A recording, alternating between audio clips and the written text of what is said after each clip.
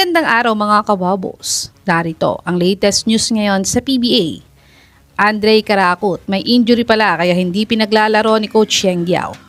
Sean Ildefonso balik PBA na, saang team kaya siya napunta? Converge gustong makuha si Japet Aguilar.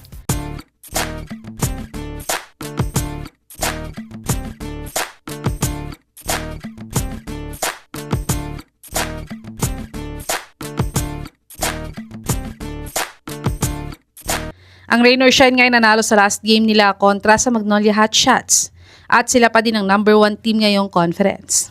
At sa panalo nilang ito ay na-clinch na nga nila ang quarterfinals playoff spot.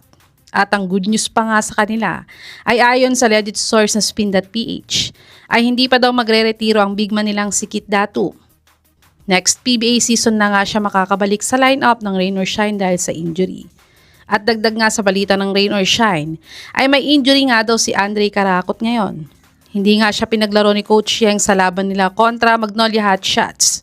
At ayon nga kay Andre, ay may pasa daw ang tuhod niya dahil natuhod nga daw siya ng teammate niya na si Big Bo Belga sa practice. Pero ready to play naman daw siya kontra sa Magnolia, pero ayaw lang daw siyang i-risk ni Coach Yeng na paglaruin at baka lumala ang injury niya. Kaya't get well soon nga kay Idol Andre. Sana'y makapaglaro na siya sa next game nila. Dumako naman tayo sa balitang balik PBA na daw si Sean Ildefonso. Kaka-expired nga lang ng kontrata ni Sean sa Rain or Shine last week.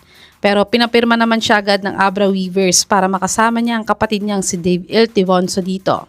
At tayo naman sa source na to ay after daw ng kontrata nila ni Dave sa Abra ay balak daw silang sabay papirmahin ng Converge. Kaya't advance congrats na nga agad sa Ildefonso Brothers dahil after ng Abra stint nila ay may siguradong team na sila sa PBA. At dagdag na balita nga sa Converge ay interesado daw silang makuha si Japet Aguilar sa Converge. Matatandaan nga natin na halos lahat ng players ng Converge ay mga kapampangan na players. Dahil kapampangan nga ang head coach nilang si Coach Delta Pineda.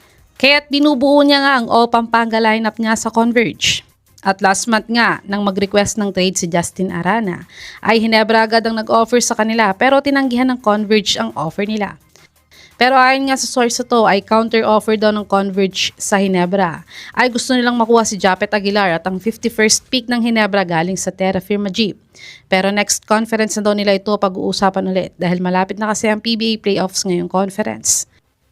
Sa tingin mga kabubbles, ibibigay kaya ng Gene Kings ang team captain nilang si Japet Aguilar at ang allegedly number 1 pick ng 51st draft galing Terra Firma kapalit ng star bigman ng Converge na si Justin Arana?